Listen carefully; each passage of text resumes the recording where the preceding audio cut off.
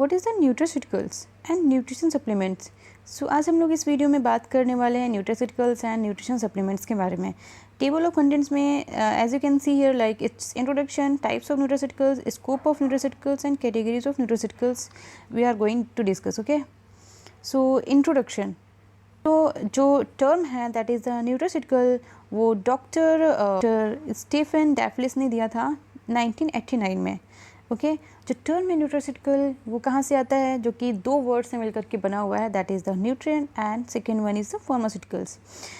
Pharmaceutical का मतलब ये होता है कोई भी मेडिसिनल ड्रग हो गया, ठीक है। न्यूट्रिएंट का मतलब क्या होता है, ऐसा कोई भी नर्सिंग फूड कंपोनेंट, यानी कि जो हमारे लिए हेल्पफुल है, जो हमारी बॉडी के लिए हेल्पफुल है, ऐसे न्यूट्रिएंट्स जो कि हमें एनर्जी प्रोवाइड करते हैं, ठीक है, and many things. Okay, so as you can see in this diagram like nutrition and pharmaceuticals, so इन दोनों वर्ड से मिलकर के बना है हमारा न्यूट्रास्यूटिकल, ठीक है।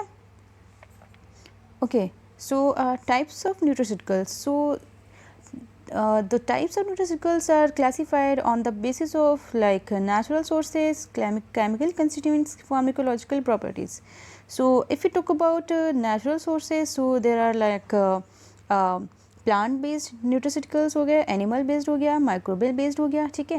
जैसे कि आप खुद सपोज करिए, अगर नेचुरल सोर्सेज के बारे में हम लोग बात कर रहे हैं, ठीक है, ऐसे कोई भी न्यूट्रास्यूटिकल, ऐसे मॉलिक्यूल्स जो कि नेचर से हमें मिल रहे हैं, तो कॉमन सी बात है, नेचर में हमें क्या देखने को मिलेंगे, प्लांट्स आ जाएंगे, ओके, माइक्रोब्स आ जाएंगे, एनिमल आ जाएंगे, सो इन्हीं से हमें क्या न्यूट्रिएंट्स मिलेंगे, ठीक है। अभी हम लोग इनको आगे समझेंगे, ठीक है, नेक्स्ट स्लाइड में।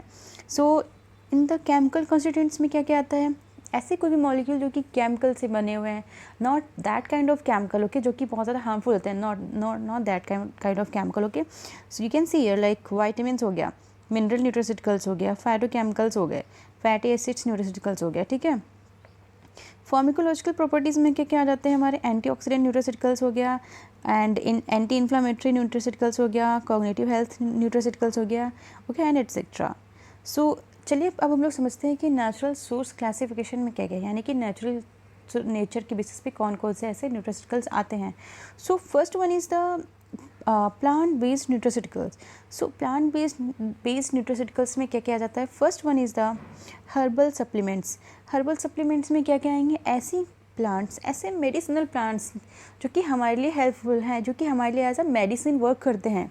फॉर एग्जांपल टर्मरिक हो गया, ठीक है, जिंजर हो गया, and ginseng हो गया। So these are the herbal supplements, these are the plants which helps which we use like as a medicinal plants। okay, so next one is the botanical extracts। what is the meaning of botanical extracts? so ऐसे extracts जो कि हम plants के various parts से लेते हैं, plants के various parts, example like their leaves, roots हो गया, सीड्स हो गया, फ्रूट्स हो गया, and many things। okay, so these are the botanical extracts। and if we talk about phytochemicals, so what is the meaning of phytochemicals? so bioactive compounds which is naturally occurring in plants such as flavonoids, polyphenols हो गया, एल्किलॉइड्स हो गया। सो ऐसे molecules, ऐसे components जो कि हमें plants में ऑलरेडी मिलते हैं, ऐसे प्लांट्स में जो कि ऑलरेडी प्रेजेंट होते हैं, जैसे कि एल्किलॉइड्स हो गया जो कि नाइट्रोजन कंटेंट कंपाउंड्स है, ठीक है, फ्लेवोनॉइड्स हो गया, पॉलीफिनॉल्स हो गया। So these are the phytochemicals. Okay, so now next one is the animal based nutraceuticals. ठीक है, एनिमल बेस्ड न्यूट्रास्यूटिकल्स के बारे में हम लोग बात कर रहे हैं, तो सबसे पहले इसमें जो एग्जांपल आता है that is the marine derived omega 3 fatty acids, जो कि हमें कहाँ से मिलता है, जो कि हमें मिलता है फ्रॉम फैटी फिश। ओके, जो कि फैटी फिश से हमें मिलेगा, क्रिल से मिलेगा, एल्गी जो कि which is rich in EPA। EPA का मतलब क्या होता है, eicosapentaenoic acid, okay, and DHA which is beneficial for heart and brain health. So ऐसी चीज़ें, ऐसे एनिमल जो कि फिश हो गया, जहाँ उससे हमें क्या मिलेगा, omega 3 fatty acids which is very helpful for us, which is very helpful for heart and brain. Okay, so these are very important for us.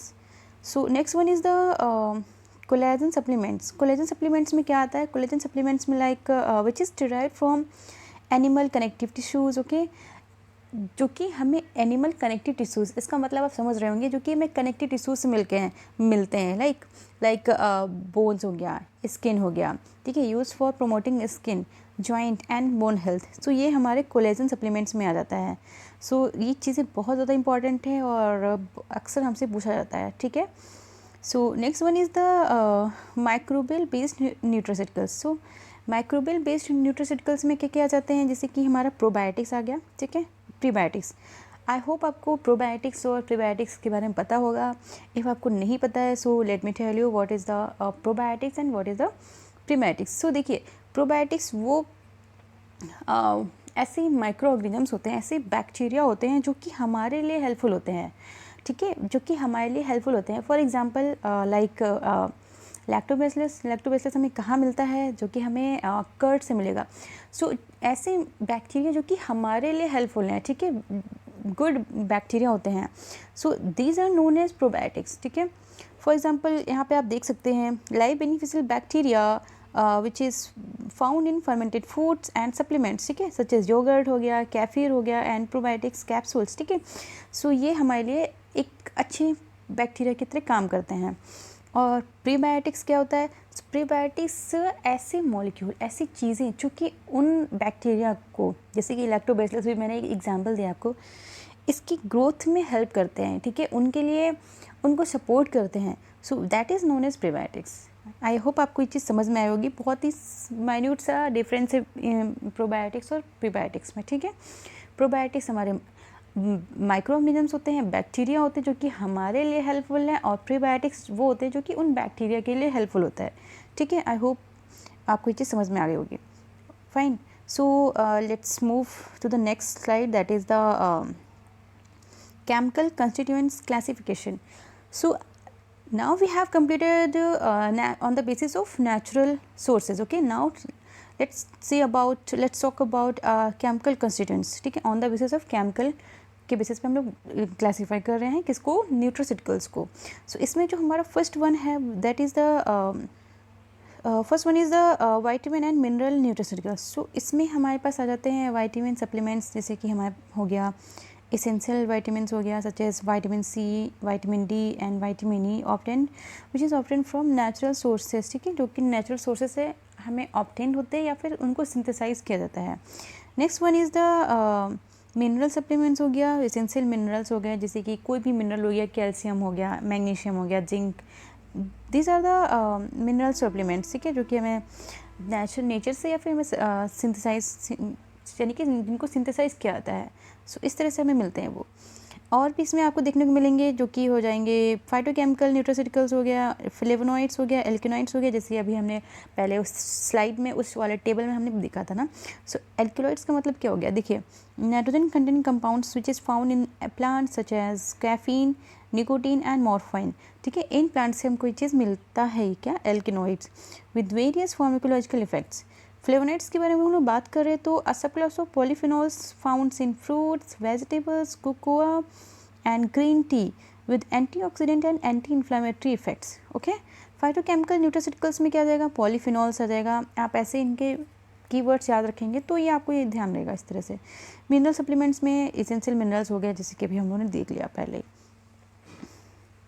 Now let's talk about pharmacological classification. इसमें क्या आ जाएगा? इसमें आ जाते हैं हमारे antioxidant nutraceuticals आ जाएंगे, anti inflammatory nutraceuticals आ जाएंगे, cardiovascular health nutraceuticals आ जाएंगे एंड डाइजेस्टिव हेल्थ न्यूट्रास्यूटिकल्स आ जाएंगे, कॉग्निटिव हेल्थ न्यूट्रास्यूटिकल्स आ जाएंगे, ठीक है। So now let's talk about what is the scope of nutraceuticals. हमारा न्यूट्रास्यूटिकल्स का क्या स्कोप है, यानी कि हम क्यों इतना इनको इम्पॉर्टेंट मानते हैं, आखिर हम क्यों पढ़ रहे हैं, क्या इसका स्कोप है हमारे फ्यूचर में, हमारी लाइफ में, and for in everything, in every field. Okay, so let's see, ये जो न्यूट्रास्यूटिकल होते हैं वो क्या, किस चीज़ के लिए हेल्पफुल हैं। So first one is the like to reduce anti microbial factors of feed components, ठीक है, टू एक्टिवेट इम्यूनिटी। मेन चीज़ जो है वो ये है कि ये हमारी इम्यूनिटी को इन्हेंस करने में हेल्प करते हैं, हमारी बॉडी को ये स्ट्रॉन्ग बनाते हैं, ठीक है, स्ट्रॉन्ग बनाते हैं, इम्यूनिटी को इम्प्रूव करेंगे सो दैट हम लोग कोई भी डिजीज़ है उससे हम लोग उसको प्रिवेंट कर सके, ठीक है, उसे प्रिवेंट कर सके, ठीक है। Induce maturation, stress mitigation, there is no negative environmental impact, ठीक है, इसका कोई भी नेगेटिव इन्वायरमेंटल इम्पैक्ट नहीं होता है। Fine, so this slide is about categories of nutraceuticals. क्या कैटेगरीज होती हैं न्यूट्रास्यूटिकल्स की? सो आइए हम लोग समझते हैं क्या कैटेगरीज हैं न्यूट्रास्यूटिकल्स की। First one is the dietary supplements, ठीक है। Next one is the functional food and beverages, ठीक है। अब डाइटरी सप्लीमेंट्स में क्या क्या आ जाएगा? इसमें आ जाता है हमारा वाइटामिन्स, हर्बल प्रोटीन सप्लीमेंट्स हो गया, प्रोबायोटिक्स एंड अदर्स हो गया। And in the case of functional food and beverages, इसमें हमारे पास आ जाएंगे फंक्शनल फूड के बेसिस पे इसको क्लासीफाई किया है, दूसरा है फंक्शनल बेवरेजेस के बेसिस पे। सो फंक्शनल फूड में क्या क्या आ जाएगा? हमारा ओमेगा फैटी एसिड्स आ जाएंगे, प्रोबायोटिक्स आ जाएगा।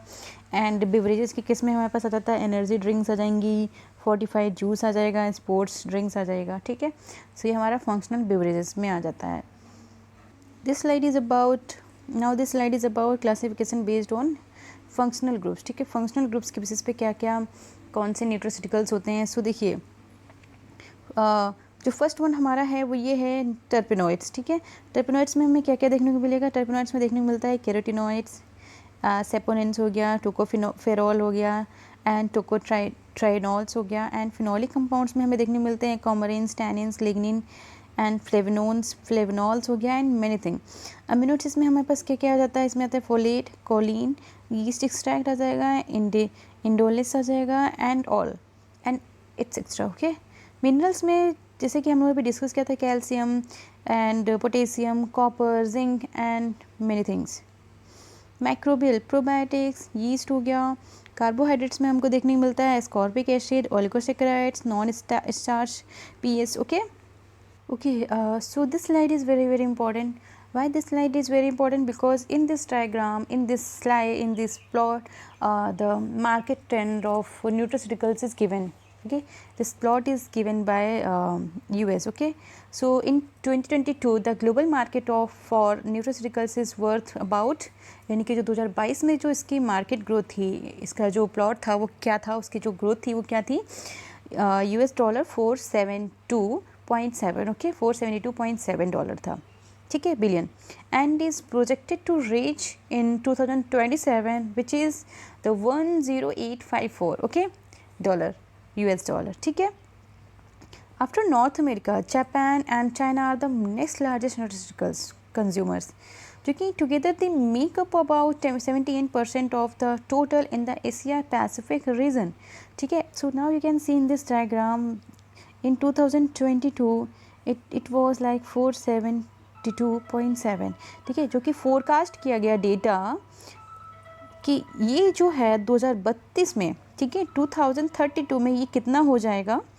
10854, sorry, I think here is little bit mistake, yeah, okay, it's 2032 not 2027, okay, in this diagram 2032, this one is the right, okay, yeah. So जो कि 2027 में इतना है, कितना हो जाएगा? 731.7, ठीक है। 2024 में कितना है? ये 554.7।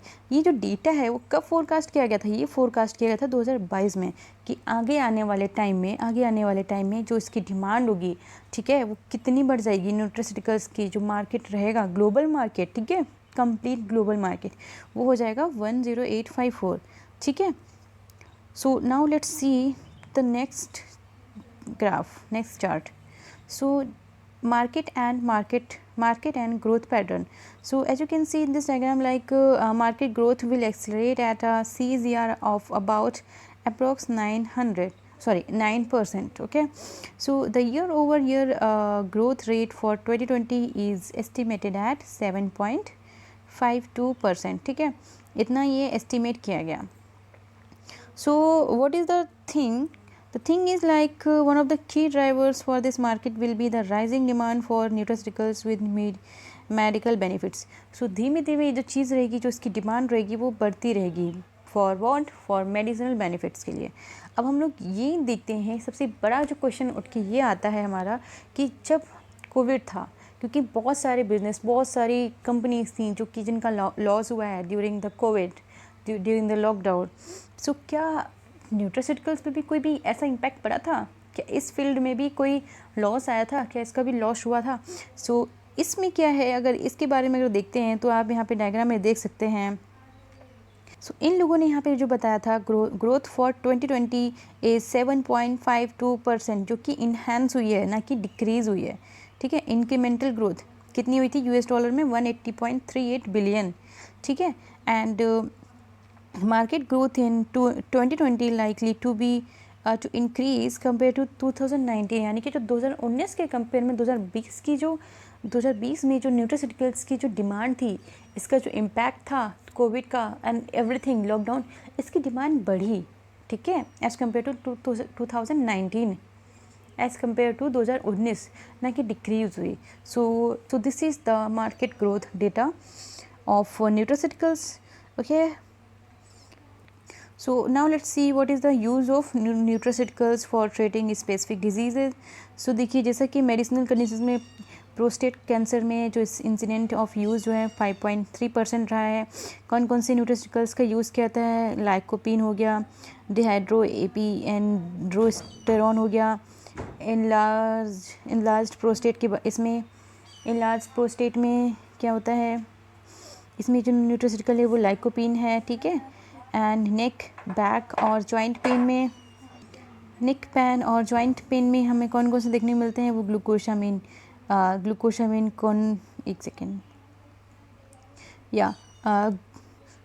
ग्लूकोसामिन कॉन्ड्रोइटिन हो गया। एंड मेमोरी लॉस में हमें कौन से इसका यूज़ किया जाता है न्यूट्रास्यूटिकल्स का? वो हो गया fish oil, coenzyme. So these are the use of nutraceuticals in various diseases, ठीक है। So what is the conclusion of nutraceuticals? So this slide is about conclusion. So what is the conclusion of nutraceuticals? So जैसा कि अभी हम लोगों ने इसके बारे में समझा कि कितना ज़्यादा न्यूट्रास्यूटिकल्स इंपॉर्टेंट है हमारे लिए, ठीक है। जैसे कि कोविड में इसका बहुत ज़्यादा डिमांड बढ़ गई थी, so that is very very important. So इसकी कुछ कंक्लूज़न है। कंक्लूज़न क्या निकलता है? देखिए, ये हमारे लिए बहुत ज़्यादा इंपॉर्टेंट है, ठीक है। हमारी हेल्थ के लिए अच्छे हैं, हमारे ये न्यूट्रिएंट्स प्रोवाइड करते हैं, यानी कि एनर्जी बूस्ट करते हैं, ठीक है, इम्यूनिटी बना देते हैं और डिज़ीज़ से लड़ने की क्षमता देते हैं और डिज़ीज़ को प्रिवेंट करने में काफ़ी मदद करते हैं। So many things, okay.